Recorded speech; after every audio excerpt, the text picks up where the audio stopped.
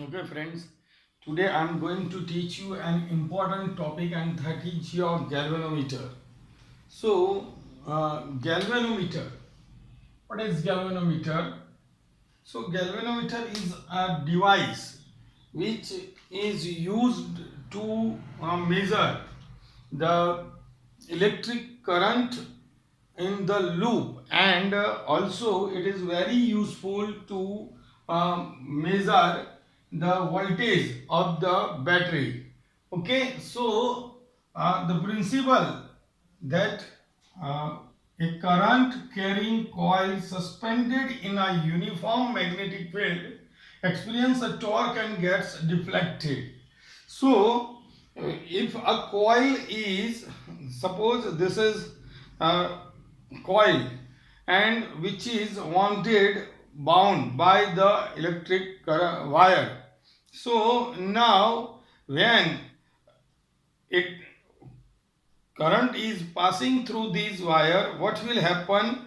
A force applied to the wire, F is equal to ILB, and due to that force torque is created in this armature, and it is going to be moved, and now it will deflect again. See, again it will move. So how it is working, we are learning from this whole topic. So here you know that there are so many parts are shown in the figure. First of all, this is scale. Here in the center it is 0. In the center it is 0. So the pointer is moving and comes back, moving and come back over here. Now you can see here two magnets, and these magnets has cylindrical shape. Why it is cylindrical shapes? So suppose your magnets are like this. So these are the magnetic field lines, and they move in the straight path. So I want to make electric field concentrated to the center. So when you have like this um, cylindrical shape, so what will happen? The field lines, the magnetic field lines will be concentrated to the center, and in the center you will have a small cylindrical soft iron piece like this. It's placed over here, but see, the cylindrical piece is just placed over here, but this coil should not be touched to this rod. Okay, so by using this rod, soft iron is called the ferromagnetic object, and ferromagnetic object is an object which can absorb, or magnetic field line can be concentrated to this rod.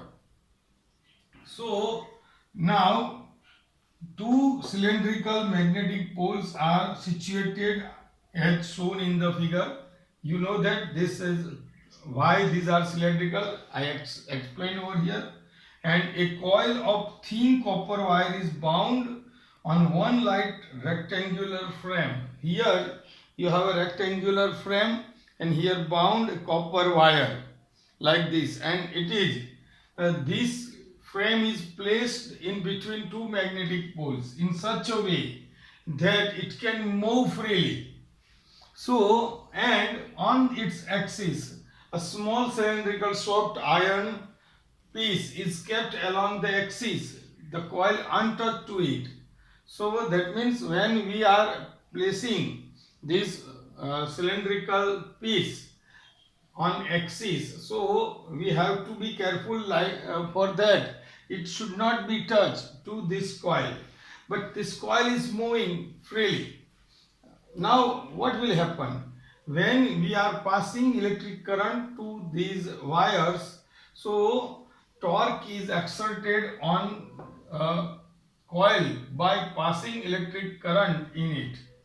and it is deflected. That means it is moving.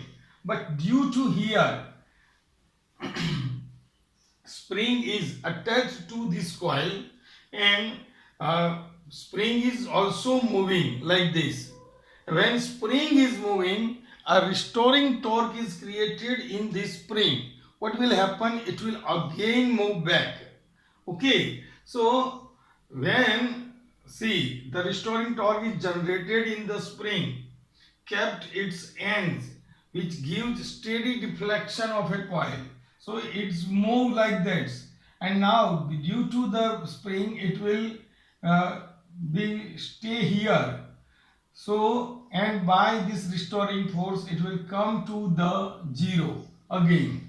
So this steady reflection is noted by a pointer. When it becomes steady, so it is our deflection, and it is phi. Deflection is denoted as phi. This deflection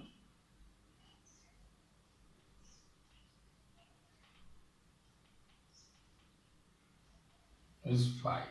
Now, how can it work? So the plane of a coil make an angle when it's moved. So its original space like this, and this one make an angle, and that angle is theta. So by the torque it's rotating, and due to the rotation it creates an angle theta. Okay, so the torque generated on coil is tau is equal to NIBA. N is number of turns, I electric currents, B magnetic field, and A is area of this armature. Okay, so in the radial magnetic field, the angle between A and B is always remain 90. So this is area and this. So these both have 90 degree. So theta is 90, sin theta is 1. So torque is equal to NIBA. Now restoring torque generated in the spring. So it will move back. So phi is the deflection and K is the effective torsional constant. So now see, again spring, due to the deflection of spring, what will happen? This armature will be stable at 0 again. So comparing both torque, because both torque are equal, as it moves and come back, why it is come back? Because of restoring torque. Why it is moving? Due to the torque created by the magnetic field. Both are equal. So I am comparing, and I is equal to, and BA will move downside. These all terms are constant, so I is directly proportional to phi, that is deflection. So this is, as deflection is more, the electric current more. As electric current more, that means the deflection is more. So we can measure by the watching the deflection of the pointer. So what are the uses? First of all, we can measure, we can know that the presence of electricity in the loop. Okay, and second one, it is very sensitive, that it can measure 10 raised to minus 11 ampere, up to 10 raised to minus 11 ampere. That means very small electric current if passing through the loop, so it can be measured. And third thing, ammeter and voltmeter are constructed by using galvanometer. How they are formed, we will learn in the next and last topic of the theory of this chapter. So write down, I am going to send you the photographs, and also if you have any kind of problem you can call me. Thank you very much.